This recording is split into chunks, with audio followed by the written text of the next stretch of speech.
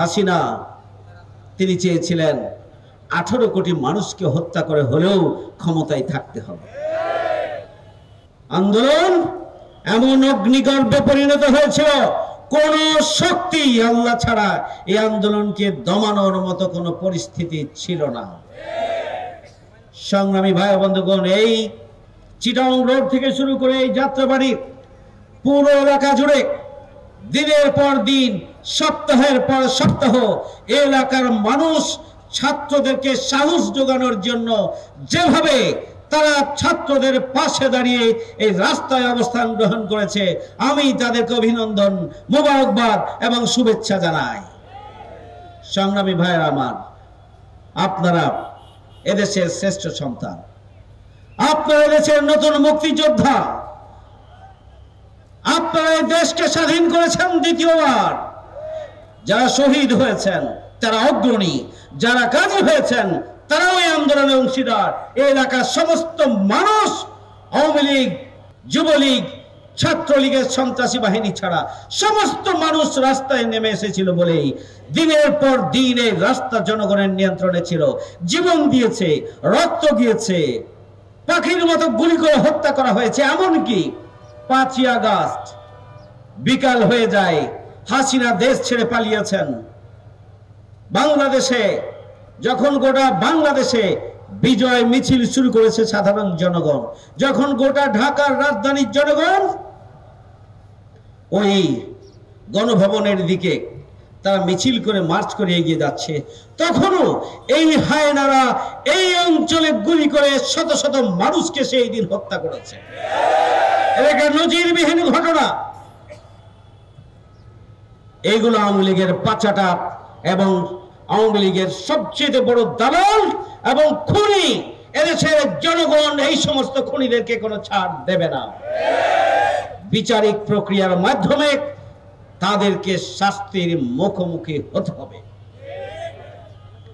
সংগ্রামী ভাই বন্ধুগণ, ছাত্রদের আন্দোলনের সাথে 16 বছর যাবৎ নিগৃহীত, নির্যাতিত, বঞ্চিত, ক্ষতিগ্রস্ত, শোষিত গোলামীর জিনজির থেকে মুক্তি পাওয়ার জন্য এই মানুষগুলো ছাত্রদের আন্দোলনের সাথে যুক্ত হয়েছিল। আলহামদুলিল্লাহ। সংগ্রামী ভাইয়ের আমার, আজকে আমরা পরিষ্কারভাবে বলতে চাই, অন্তর্বর্তীকালীন সরকার যাদের রক্তের উপরে এই নতুন বাংলাদেশের অন্তর্বর্তীকালীন সরকার গঠিত হয়েছে, তাদেরকে অগ্রাধিকারের ভিত্তিতে শহীদ পরিবারের, আহত পঙ্গু পরিবারের সুনির্দিষ্ট তালিকা তৈরি করে তাদেরকে তাদের অভিভাবকত্বের দায়িত্ব নিতে হবে, তাদের কর্মসংস্থানের ব্যবস্থা করতে হবে, তাদের পুনর্বাসনের ব্যবস্থা করতে হবে এবং এই সমস্ত অসহায় পরিবারে যে সমস্ত ছাত্র রয়েছে, যে সমস্ত নাবালক বাচ্চারা রয়েছে, তাদের পড়ালেখা একটা পরিণত বয়স পর্যন্ত অব্যাহত রাখার জন্য সরকারকে দায়িত্ব নিতে হবে।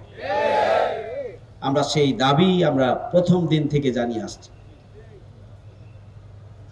সংগ্রামী ভাই বন্ধুগণ, আমরা এই সরকারের কাছে দাবি জানাতে চাই, অগ্রাধিকারের ভিত্তিতে এই গণহত্যাকারী শেখ হাসিনা, তার দল এবং তার সহযোগী শক্তি যারা ভূমিকা পালন করেছে, জনগণের উপরে ক্র্যাকডাউন চালিয়ে জেনোসাইড পরিচালনা করে, গণহত্যা পরিচালনা করে বাংলাদেশকে একটা বিভীষিকাময় পরিস্থিতির দিকে ঠেলে দিয়েছে, তাদেরকে অবিলম্বে বিচারের আওতায় নিয়ে আসতে হবে।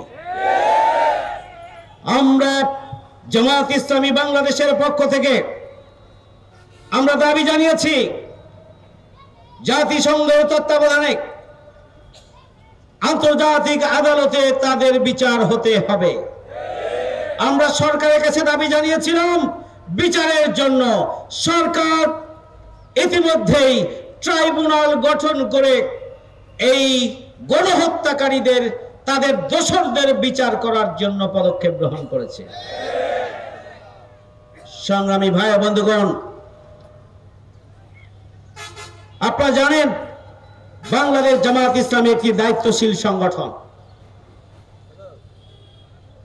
জামাত ইসলামীর প্রতীক কেড়ে নেওয়া হয়েছে, জামাত ইসলামীর নিবন্ধন বাতিল করা হয়েছে, আর 5ই আগস্টের আন্দোলনকে, ছাত্রদের যৌক্তিক আন্দোলনকে ভিন্ন খাতে প্রবাহিত করার জন্য তারা ষড়যন্ত্রের অংশ হিসাবে 1 আগস্ট জামাত ইসলামীর কে নিষিদ্ধ ঘোষিত করেছে। এদেশের জনগণ জামাত ইসলামীকে নিষিদ্ধ করাটা মেনে নেয় নাই। এদেশের জনগণ জামাত ইসলামীকে গ্রহণ করে নিয়েছে। আর যারা জামাত ইসলামীকে নিশ্চিহ্ন করতে চেয়েছিলেন তারা আজকে কোথায়? রাস্তা করে নিক্ষিপ্ত হয়েছে, তার দেশ থেকে পালিয়ে যেতে বাধ্য হয়েছে যারা জামাত ইসলামীকে নিষিদ্ধ করেছে।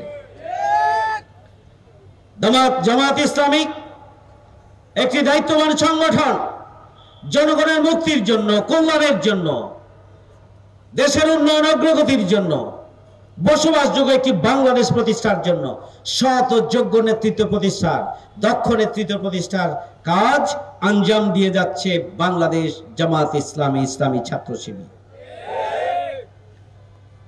জামাত ইসলামীকে জনগণের অন্তর থেকে মুছে ফেলা দেওয়ার জন্য চেষ্টা করা হয়েছিল।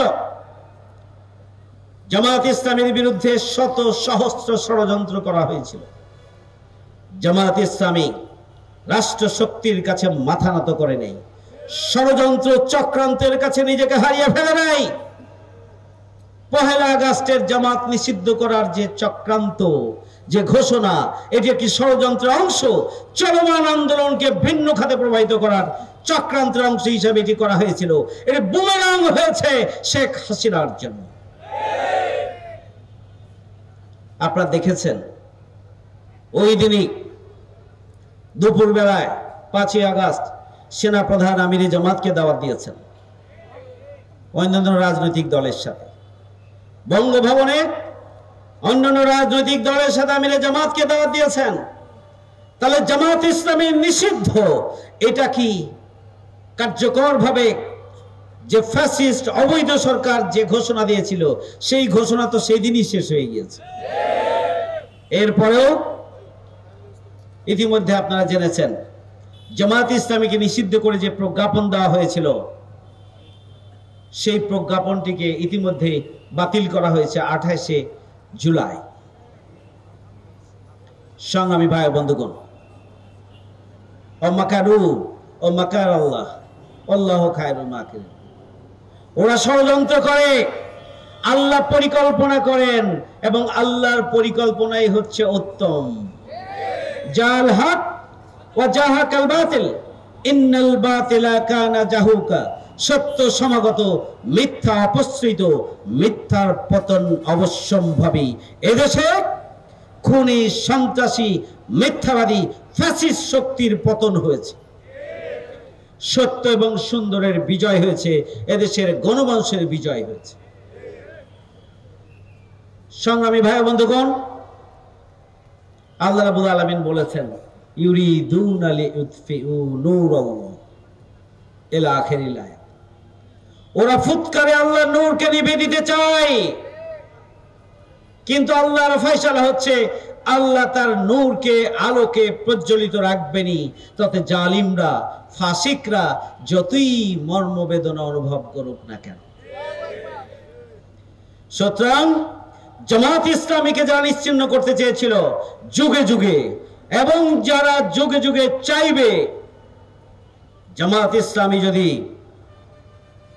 আল্লাহর সংগঠন হয়, জামাত ইসলামী যদি মানুষের মুক্তির জন্য কাজ করে, জামাত ইসলামী যদি একটি ওয়েলফেয়ার স্টেট কায়েম করতে চায়, মানুষের আশা আকাঙ্ক্ষার পূরণের জন্য যদি জামাত ইসলামী যতদিন ভূমিকা পালন করবে, জামাত ইসলামীকে পৃথিবীর কোন শক্তি মুছে দিতে পারবে না ইনশাআল্লাহ। আমরা ছিলাম, আমরা আছি, আগামী দিনে আমরা থাকবো ইনশাআল্লাহ। নতুন বাংলাদেশ বিনির্মাণে জামাত ইসলামী ঐতিহাসিক অবদান রাখবে, ছাত্র জনতার পাশাপাশি থেকে ইনশাআল্লাহ। সংগ্রামী ভাই বন্ধুগণ, আপনারা জানেন জামাত ইসলামী বাংলাদেশের পক্ষ থেকে সেই দুপুর থেকেই সারা দেশে মেসেজ পাঠানো হয়েছিল যাতে করে দুর্বৃত্তরা ভাঙচুর, লুটপাট, অগ্নিসংযোগ, চাঁদাবাজি শুরু করতে না পারে। মেসেজ পাঠানো হয়েছিল যাতে করে বাংলাদেশের কোথাও অমুসলিমদের, ভিন্ন ধর্মাবলম্বীদের কোন উপাসনালয়ে হামলা করতে না পারে কেউ। জামাতের পক্ষ থেকে বলা হয়েছিল প্রতিটি ভিন্ন ধর্মাবলম্বীদের উপাসনালয়কে পাহারা দিতে হবে। আপনারা পাহারা দিয়েছেন না? জামাত ইসলামের পক্ষ থেকে স্টেটমেন্ট দেওয়া হয়েছিল। শুধু তাই নয়, 5 তারিখ রাতে আমিরে জামাতের পক্ষ থেকে ভিডিও বার্তা দেওয়া হয়েছিল জনশক্তি এবং দেশবাসীর উদ্দেশ্যে। আমরা এরপরে আপনারা দেখেছেন আমিরে জামাত ঢাকেশ্বরী মন্দিরে গিয়েছেন। ঢাকেশ্বরী মন্দিরে গিয়ে এটি জাতীয় আন্তর্জাতিক পর্যায়ের একটি মন্দির, সেখানে সকল শীর্ষ নেতৃবৃন্দের সাথে মত বিনিময় করে আমরা তাদের পাশে থাকার ঘোষণা দিয়েছিলাম, পাহারা দেওয়ার ঘোষণা দিয়েছিলাম। তারা সন্তুষ্টি প্রকাশ করেছে।